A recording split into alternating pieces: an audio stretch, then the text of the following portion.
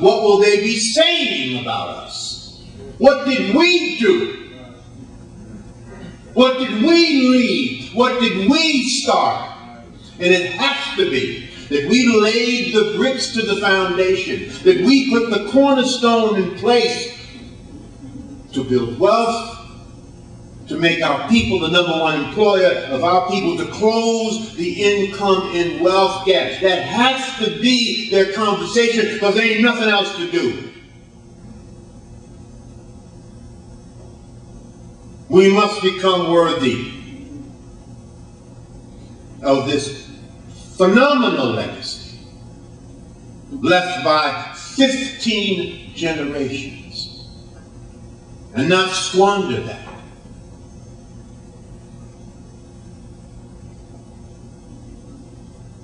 There's another slide after building wealth. Go right back to the 6 goals. No, just stay right there. Stay right there. We talked about this last time. How many of you have read Robert Kiyosaki's book, Cash Flow Quadrant? If you have not read that book, you owe it to yourself to read it. It may be one of the most important paradigm-shifting books on wealth ever written. I consider myself fairly smart, pretty sophisticated, certainly about money matters, economic development of wealth. But when I read this book, which has been on the New York Times bestsellers list, by the way, for years, it shifted my paradigm in terms of what wealth is and what it isn't. And it is so applicable to black people. He didn't write for black people, but the concepts in it are so paradigm shifting that we need to study it and understand it. But this is his quadrant here. And this is how sort of America is divided up. On the left-hand side of the quadrant, you have the employee who trades time for money. This is where you have a job. On the bottom part of the left-hand side of the quadrant, you have the self-employed person, and this is where you own a job, where you trade your skills for money. Now, what you'll notice about the left-hand side of that quadrant is that 97% of the people on that side of the quadrant control about 3% of America's wealth. On the right-hand side of the quadrant, you have the business owner, where you own systems, right, that create wealth. And then you have the investor, right? This is the highest, the most sophisticated. And this is where you take the money that you've earned and you put it to work so that it's working harder for you than you did for it. And so it's the right side of the quadrant, brothers and sisters, is where we want to be. Because on that side of the quadrant, you have 3% of the people who control 97% of the wealth of this nation. The most important part of that quadrant is the bottom part, investing. Now, this is where we redefine what wealth is. What is wealth? Wealth is, remember this now and never forget this, wealth is when your monthly investment income,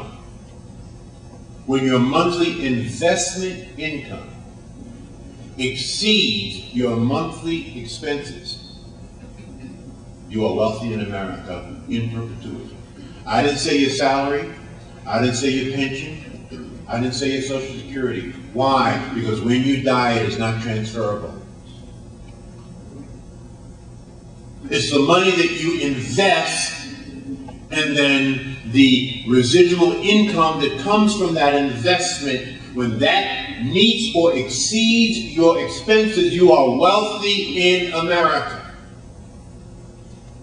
Now measure your wealth against that definition.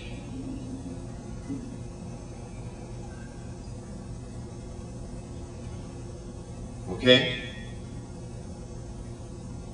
Next slide. To achieve the objectives, the two objectives, we talked about last time 6 goals. Number one, go to the one. Number one, double your streams of income within the next 12 months. How? Through real estate, stocks and bonds, sell something at least full-time, part-time, or quarter-time, provide training, take your knowledge, monetize it. Let me say that another way. The revolution will be monetized. The revolution will be monetized. Monetize the skills that God has given you. Coach, mentor, write books. Take this knowledge and give it back to people. Understand that you are a river and not a reservoir. So double your streams of income. If you currently have a single stream of income, you should, by next year, you should have 2. If you have 2 now, by next year, you should have 3. If you have 2 now, I'm sorry, you should have 4, etc., etc., etc. Double your streams of income. There are all kinds of ways to do that. Number 2, a 50% increase in business relationships with Black people. If you're currently doing business with 2 Black people, by next year 3. You're doing business with 4, by next year 6. But don't do business with Black people just because they're Black. No, you do business with Black people who can provide you the same quality, value, and service that you deserve for your hard-earned money. And then the tiebreaker is, I'm Black, you get the business. I learned that from Jewish people. Jewish people do not do business with Jewish people just because they're Jewish. I'm sorry, they do not. Ask her. They must compete. All things being equal, I'm a Jew, you're a Jew, you get the business. All things being equal. Okay? Now, number 3, a 25% annual decrease in purchasing from companies that do not support us. This is like one of the biggest insanities in Black America. Only crazy people do this. I don't know what BMW does for Black people, but we buy more BMWs per capita than any cultural group in America. And I speak all over this country 125, 140 times a year, every Black conference known to humankind. And I've never seen BMW anywhere. So I don't know what BMW does to Black people. I have no idea, other than take our money. I know what Toyota does. I know what General Motors does. I know what Ford does. I know what Daimler Chrysler does. I see them everywhere. They're investing in the things that are important to us. They sponsor our conferences. They have business plan contests at historically Black colleges. They invest in those colleges. They invest in our organization. I see them all the time, everywhere. I ain't never seen BMW. Why do we buy BMWs? It's not like we don't have any options or any choices. See, that's a sickness. That's an insanity. Now, the minute we let BMW know, we ain't buying any more of your damn cars because you don't invest in us, you don't advertise in our newspapers. You ever hear a BMW on a Black radio station?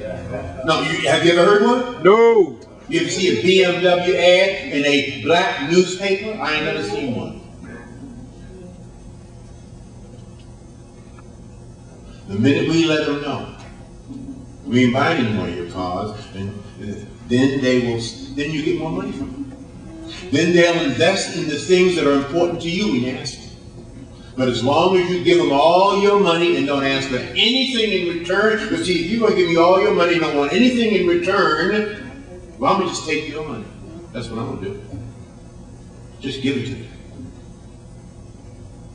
That's a sickness. And BMW, I'm pointing them out, but they ain't the only ones. You want to know who they are? Pick up Black Enterprise magazine. Pick up Diversity Inc. magazine. Every year they list the 100 or the 50 best companies for black people. The 50 most diverse companies. Well, there's a thing called the Fortune 500. So if there are 50 or 100 black companies, not black companies, but companies that show up all the time, you know who they are: Pepsi, Coca-Cola, McDonald's, Budweiser. You know, they're everywhere all the time with black people. That means there are 400 companies that don't care about you.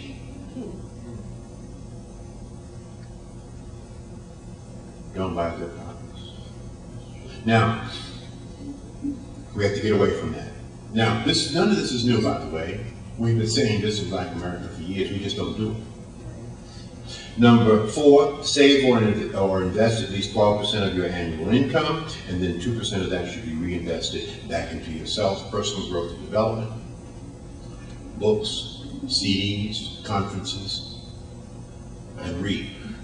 You got to read. Black folks here read. Go to Target Market News. It's a wonderful targetmarketnews.com.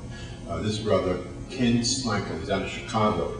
He tracks the consumer buying patterns of black people. I've been doing it for years and years and years. So if you go to his website, you want to know how much scotch we buy in Connecticut, he has the numbers. Okay? You want to know how many iPods we buy, you want to know how much in any consumer category.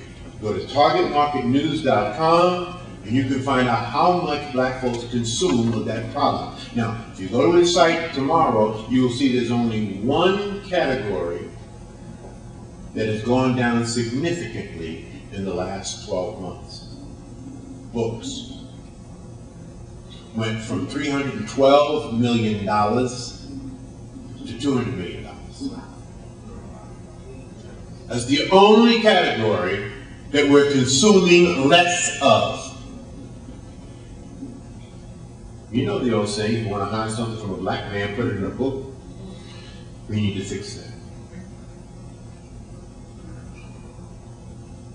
We need to fix that. Number 5, declare yourself politically independent.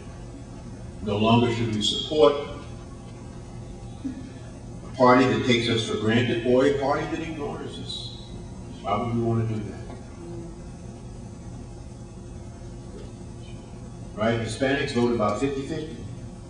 So the parties don't know what they're going to do, so they have to have a plank in their platform because they don't know what the Hispanics are going to do. They know what we're going to do. So they don't do nothing for you because they already know what you automatically are going to do. That's crazy. Vote the person and not the party, regardless of color. If the person is acting in your best interest, I said acting, not talking, acting in your best interest.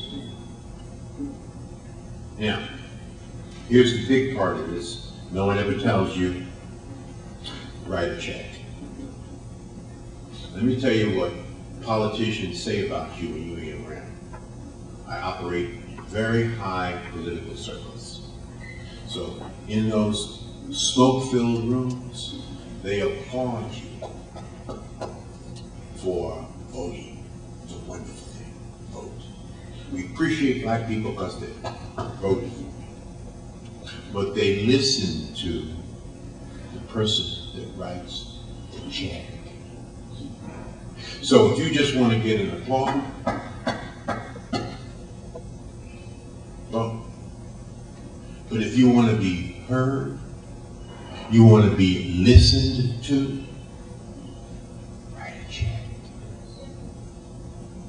In fact, if you were to ask an honest politician, which would they prefer? Your vote or your check? What do you think they're going to say? Your check. Why? Because if they get your check, they got your vote. Money.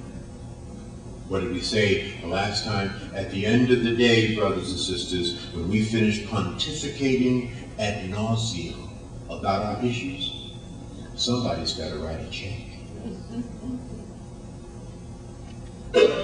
Jewish people can write a check. Arab people, whether you like them or not, can write a check. Asians, we can't write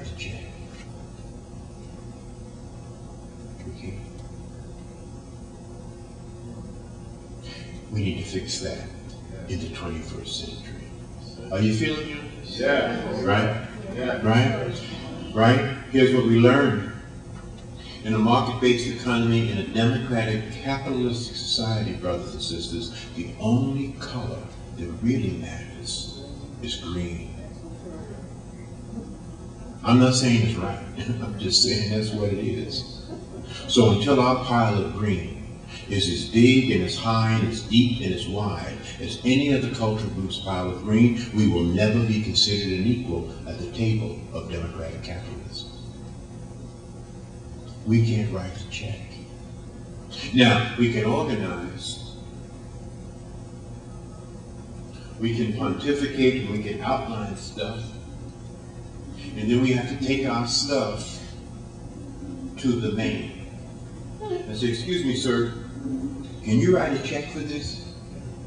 And then the man says, well, maybe, maybe not.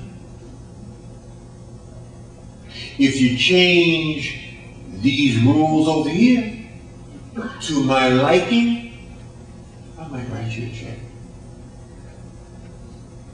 It's the golden rule, brothers and sisters.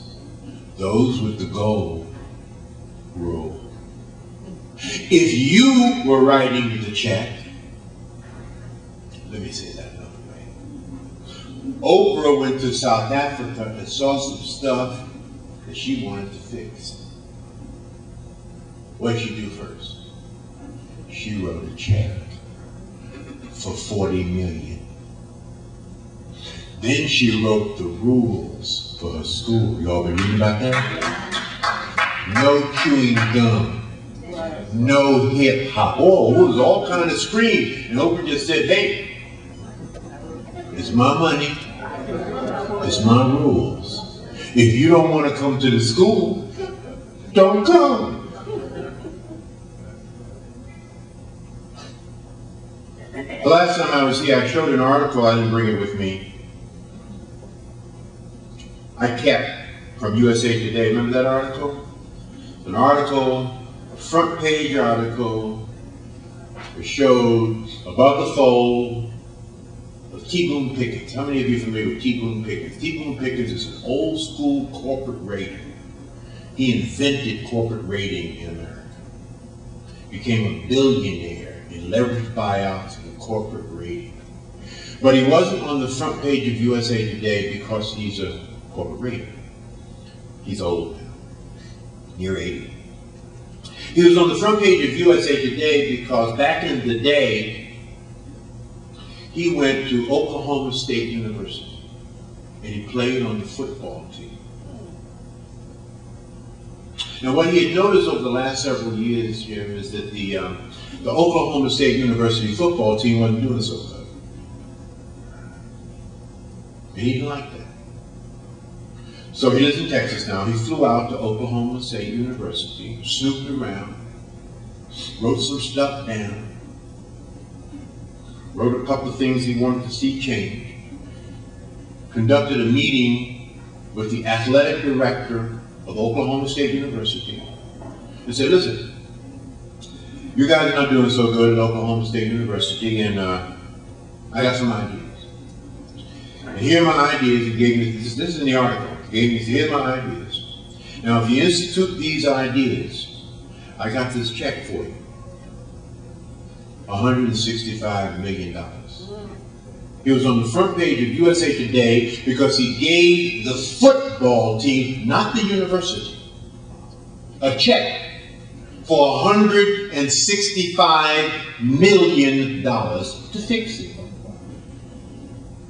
But he said, here are my rules. And they said, oh yes. We will change our rules to meet your rules. And took the money. And what he said in the article, he said, I've had a lot of winners in life, in business. And when you get right down to it, it's money and leadership that really matters. And he was smart enough to say, what first? At the end of the day. Right, Daphne? I think it may only be Daphne. So Daphne, I mean, one of the reasons is that there might be one other. You're right. And Sherry Winston. Sherry Winston is here all the time. Sherry Winston. So, how many of you know Sherry Winston here in Connecticut? Huh? Great sister, flautist, yes. So we want more people from this tiny state to come to Atlanta and to learn and to meet and to be educated and to be empowered and to be inspired. You really need to be there. Some of the best speakers on the planet, the greatest workshops, it's all business. We do not discuss issues in Black America. We are not an issues conference. We are not trying to solve AIDS in Africa. Not that AIDS in Africa does not need to be solved. Yes, it does. But there are organizations doing that. We are a business conference. The only thing we talk about is wealth building and business building. Okay? So, the conference is $795 for 4 extraordinarily dynamic days that start early in the morning and end late at night. No, you will not get 1 minute of rest. You will be up for 4 days. I mean, that's just how it is. But I mean, you'll be up, really up. How many of you are familiar with Miles Monroe? Nate, raise your hand. This is one of the greatest speakers on the planet. Okay, Les Brown. How many of you are familiar with Les Brown? Okay, and names like, I mean, some of the just awesome. Well, you have the brochure. I don't want to go through all of that. Come to the conference. $795. Now, because you were smart enough to be here this evening, we're going to extend a special offer only to people in this room. It is not extended to anyone outside of this room. It is an offer similar to the Kmart Blue Light Special. You know the Kmart Blue Light? It's only, you know, there when you're there and when the blue light is on. So we're going to take from $795 or $800. We're going to take $500 off of that. Wow. And for you, it's $299. $299. Now, Daphne would know this because she's there all the time. We have a thing at the conference called Brain Share. And this is where we auction off brain power from some of the brightest Black folk in America. We literally auction off lunch with Oprah. We did. Lunch with Bob Johnson. Dinner with, I mean, who are some of the other, I mean, some of the Spike Lee, Queen Latifah, and you can spend, and most of them Tom Joyner, and most of them say lunch, but they allow you to really spend the whole day with them. And it's just phenomenal. And so we use that money to apply it to scholarships for students who are in college so they can come to the conference for free. Now, here's a special offer to you tonight only. If you are the parent of a college student, when you purchase your registration at $299, you get your child's registration for free. So you can bring your child with you for nothing. It's a scholarship that we offer to you. So you really are getting a $500 discount and really 2 for 1. Because tonight is about the children. Okay? So that's our special offer because you were special in making a special decision to be in this special place tonight. Okay?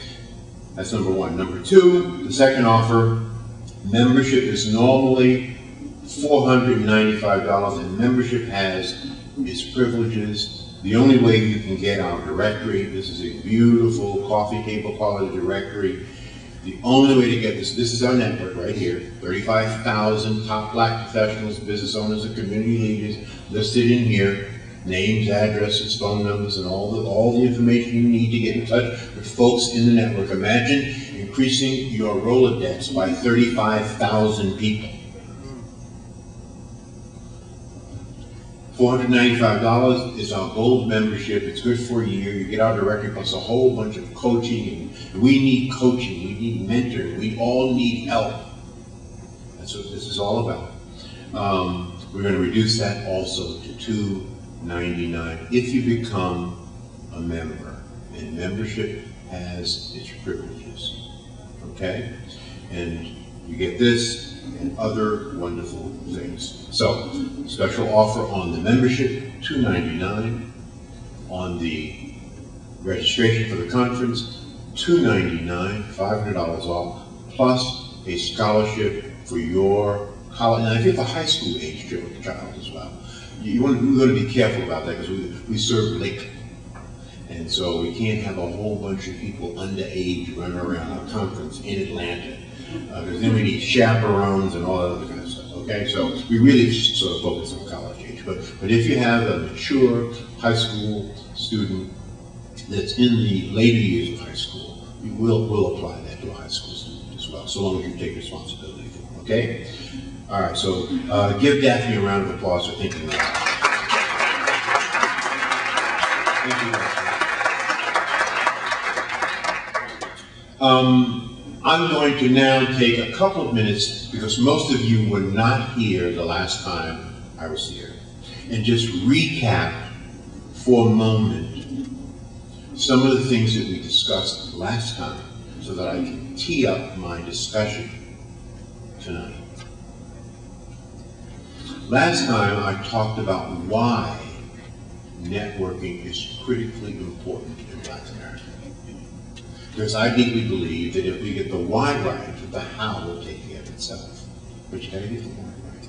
So I spent an hour talking about moving from this condition, this is where we are, beautiful, educated, money Black people, all over Connecticut. You could also represent Black institutions, Black churches, Black organizations. And what you'll notice about these beautiful, educated, money Black folks all over the Connecticut area is that everybody's doing their own thing. Caught up in a Eurocentric value of what I call rugged individualism. Caught up in social Darwinism. You know what social Darwinism is? Survival of the fittest. This is where we are at this point in time in our development in the greatest country in the world, America. And what I said is that there is no power here. You doing your own thing. This is where all the power is, when you connect the dots. Whether you're at the center of your own network, whether you're part of other people's networks, other organizational networks, other church networks, this is where all the power is. When we connect the dots, we can prevent interlopers from coming into our communities and taking and destroying it. But when we network, communities are stronger. The economic base of a community is better. So this is where we need to go. This is where we are. Why? Because the highest form of cultural development is to move from dependence, slavery, to independence, freedom, to interdependence. And every highly developed cultural group understands the power of interdependence. And this is where we must go. Now, how long will it take us to get there?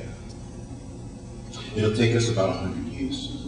It'll take us another 3 to 5 generations to really, really connect the dots, use networking as an infrastructure for building wealth in Black America.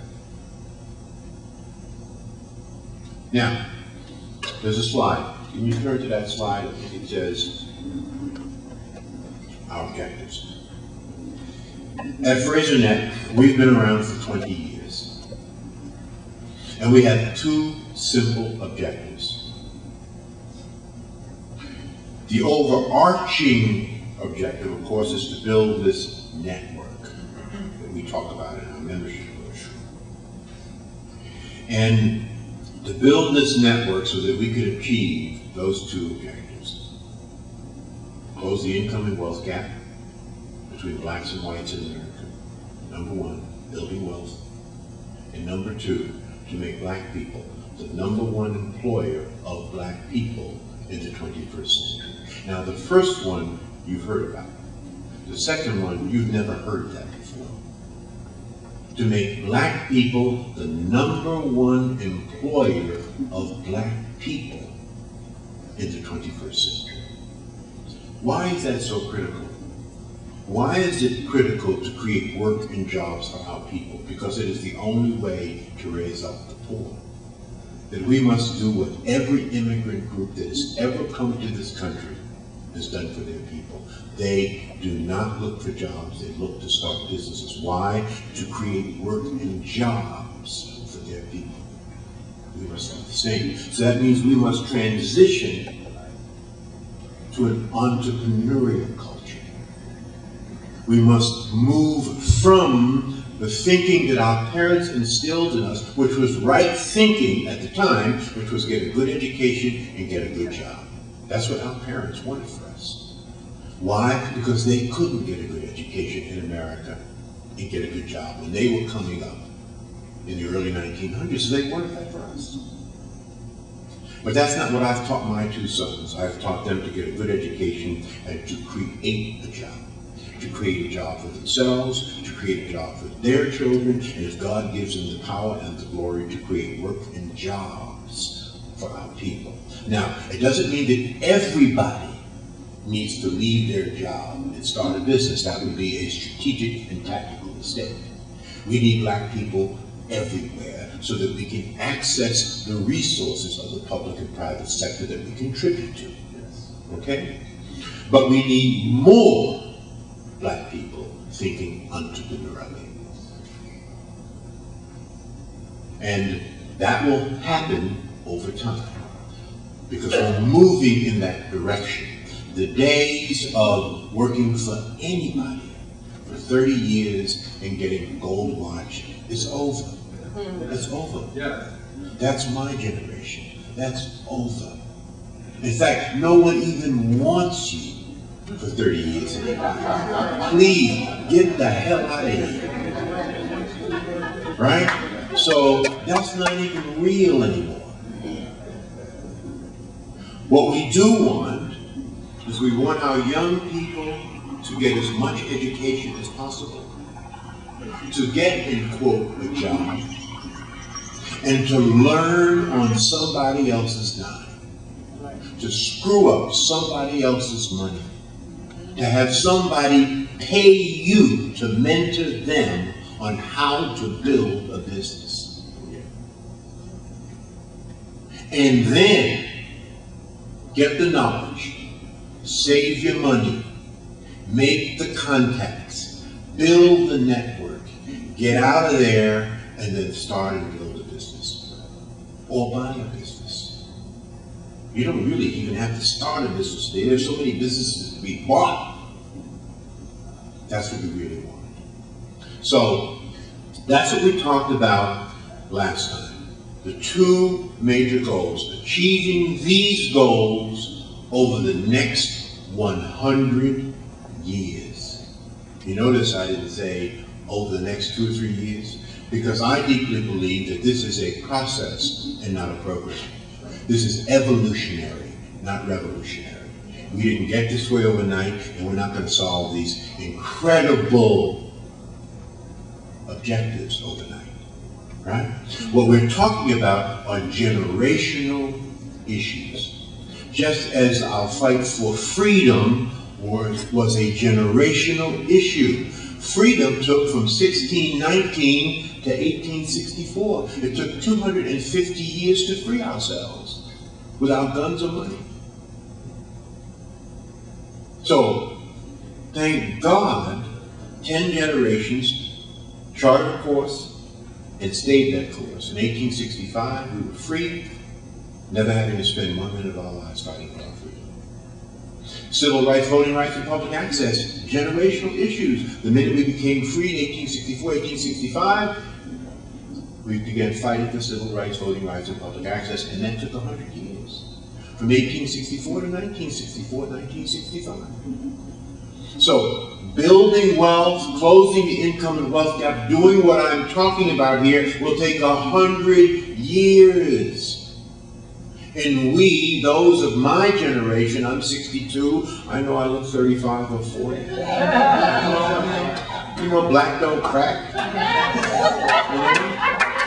I can't help it. Don't hate on me.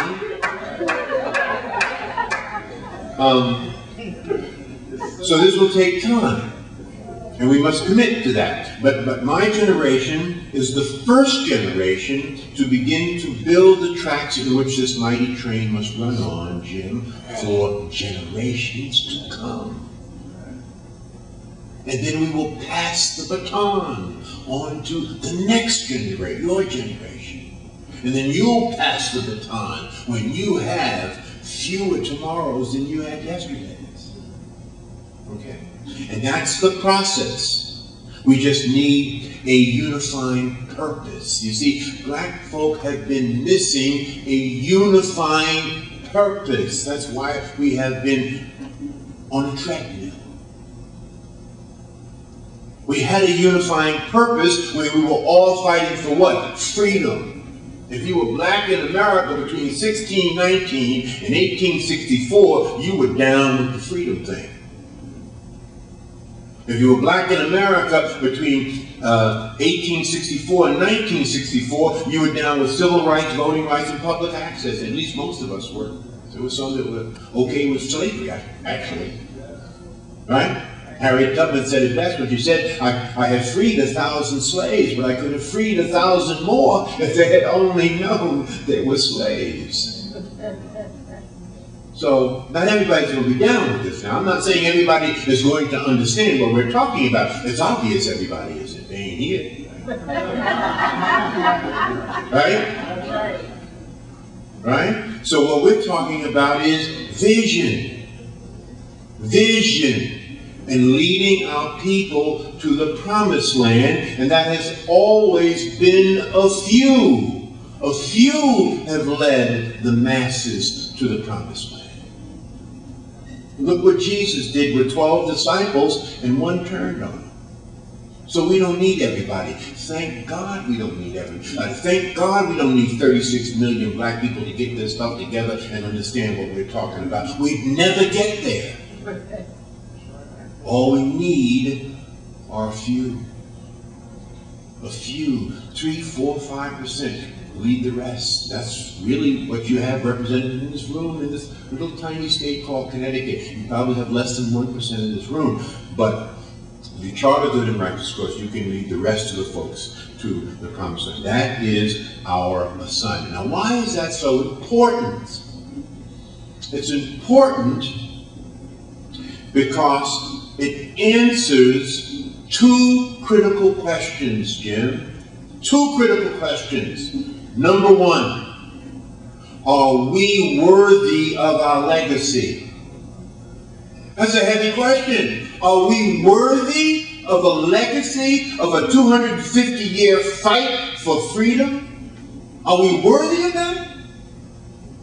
Are we worthy of a legacy of a 100-year fight for civil rights, voting rights, and public access? We're standing on the shoulders of giants who fought and died for us. We had nothing to do with it. So we could meet in the Crown Plaza Hotel and not get hung. Are we worthy of that? Think about that. Now, if we are worthy of that, the next heavy-duty question is, then what will be our legacy?